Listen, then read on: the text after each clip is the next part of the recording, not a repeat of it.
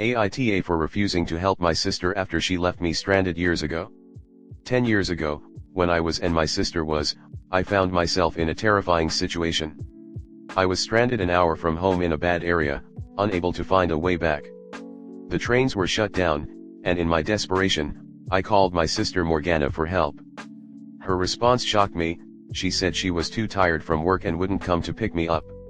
She suggested I either walk or wait at the station until the trains resumed.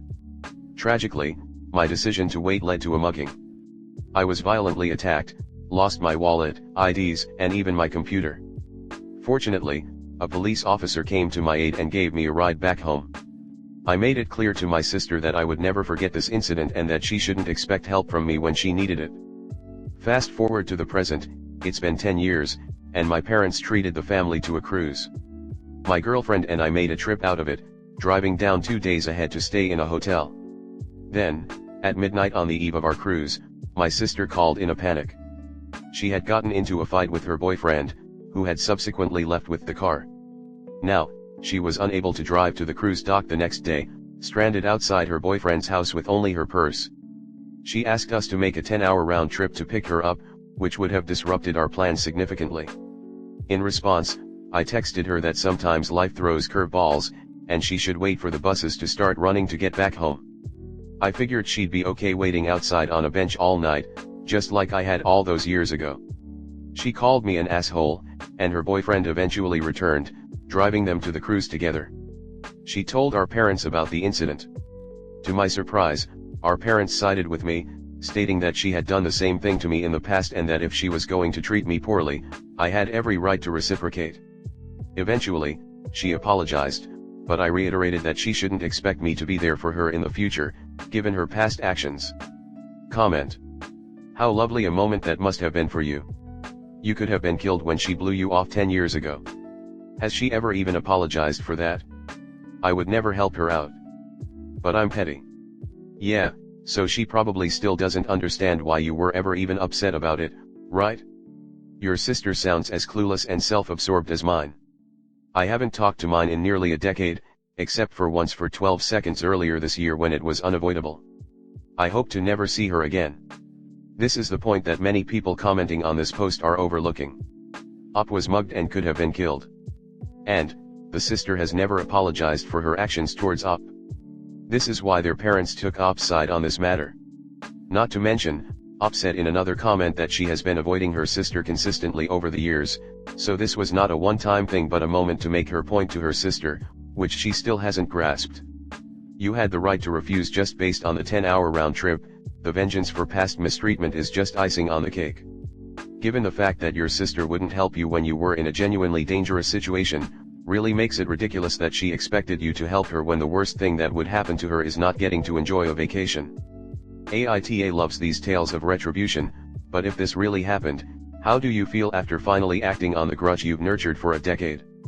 Would you have preferred that she be mugged? Oh, Yuri, not committing to a 10-hour drive means she would have had to miss a cruise. Her not being willing to drive could have cost you your life, and you did suffer significant consequences. I'm glad your parents defended you here. Yes, therapy might be good, but you'd be well within your rights to demand your sister wasn't allowed on the cruise in the first place, or any other family vacations. Next story 2. AITA for mentioning that my wife can go back to full-time work. My wife has been working part-time for the past 9 years since she gave birth to our first child. We've since had 2 more children for a total of 3, and our youngest will be starting school full-time, Monday to Friday 8:45 to 15:15. During the past 9 years, my wife has been working 3 days a week, apart from the times she was on maternity leave, which was for a year after each child. This was what she wanted, as she wanted more time with the kids, which I fully supported. During the 3 days a week that she worked, I did the school run in the morning and got the kids ready and prepared their lunch. My mother did the afternoon school/nursery pickups. The 2 days a week she was off, I also got the kids ready. The girls preferred the way I comb their hair and iron their clothes, while my wife prepared their lunches and did the school/nursery run in the morning and afternoon. Since COVID, our work is mostly WFH, we go in once a week each, meaning that we're always available for the school and nursery run, which we share about 60/40ths, with my wife doing the 60. My youngest has been at nursery 4 days a week with my wife working 3. Meaning she has 1 day a week free. She usually uses this time to meet a friend, go out, or do something for herself. She has the youngest with her on Friday and she'll make plans or have time at home. I'll usually work from the office on a Thursday or Friday depending what suits. Our youngest will be starting school in September and I mentioned to my wife it would be good to have a 2-income household again, as I can take a step back from consulting and find a 9 to 5 that would be less stressful for me. She absolutely lost it, started shouting at me asking, how could I be so selfish? After she calmed down she told me she wanted the Thursday and Friday as time for herself. I said that's fine if I can have Saturday for myself, which she didn't like. I explained how consulting has been a strain for me, which she's already aware of, as I've been talking her how stressful it has been for almost 9 years. She's not happy with me and has said I'm being inconsiderate and she wants time for herself. We share almost everything when it comes to looking after the kids. Some days she does more, especially the days she off, but the days we're both working, I do more. So, AITA, should I have been more considerate towards my wife and not assumed she would have been going back to work full time? Comnet. I mean, maybe this is true. If it is, he should divorce her because his life would be easier since he already does everything. He can get half the week to himself if he divorces and has shared custody, although I suspect she'll push for full custody to get more child support given she works part-time and doesn't want to work anymore. They'll split 50-50 custody as long as there are 2 available, loving parents who desire to have custody. That is the default in modern family court, despite what men want to believe. That actually doesn't matter when one person wants 2 days off a week and is mad at the other partner for wanting 1 day off a week.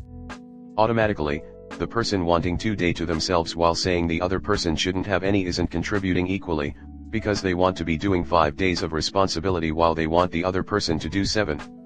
2 days of no responsibility and getting to go out with PPL is more than 0 days, so obviously the person with 0 says to themselves is contributing more to the household. I agree. I do think weekend caretaking might require an every other/on-off schedule, be it by this is your free space Saturday, next weekend we all do family tasks, then it's my free weekend again, or something else modified to their life. How is that fair? Wife will be getting 6.5 hours on Thursday and 6.5 hours on Friday free. While op gets no hours Monday, Tuesday, Wednesday, Thursday, or Friday free. So op asking for every Saturday free seems reasonable. I am of course assuming that op has a bit of flexibility, in that if 2 kids have a B-day party of attend or 1 kid has a game, op is still going to show up. Op, you need to put your foot down about this issue and not budge. Full stop.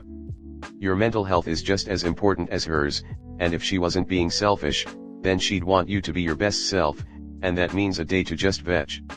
I am a stay-at-home mom through the fault of a careless driver. While I do have a bit of cash flow, my husband is the main income earner and always will be. Every day I wish I had my old body back. 2 reasons are so that I could be an equal financially and that my husband didn't have to work so much overtime or so on call. She should want you not to have to break your back just so she can live comfortably. When the kids are in school September to December, there's no reason why she couldn't work near a full-time schedule. Just like how if she gets a day to herself, you should too. My husband's first day off, I try my best to let him be, he usually just sleeps tbh, and in return, I get to sleep in on the weekends while he handles the kids. There needs to be compromise or you're going to burn out and this marriage will suffer. Next story 3. AITA, I will no longer feed my friend when she comes over like I do with my other friends. I actually feel like this is a possibly stupid question, but my friend group is split over this and I need an unbiased opinion. I 26 have a friend 25 who is currently on a health kick. All she talks about is how nasty some food is, how processed food is bad, etc. Okay, not really the biggest problem ever, but it gets annoying. My apartment is pretty much the main hangout spot for our friend group, ages range from 24 to 26, and I pretty much feed everybody who comes over. We often hang out in a big group and I cook for everyone and then they Venmo me after. They also occasionally come over separately or just a few of us will hang out, everyone generally gets fed in those situations too. This is where the problem starts. My friend has now started talking about the process of food being cooked. This completely turns pretty much everyone off of eating, but she claims I'm just trying to make you more aware of how our food gets to the table. Just over 3 weeks ago, I made pigs in blankets, hot dogs wrapped in bacon, And after she took a bite she started talking about how sad the person who butchered the pig must feel, and about all the blood and veins in the pig and stuff like that. Almost everybody, except one of my friends who just doesn't listen anymore when she talks, pushed away their food and was done with it. She still ate.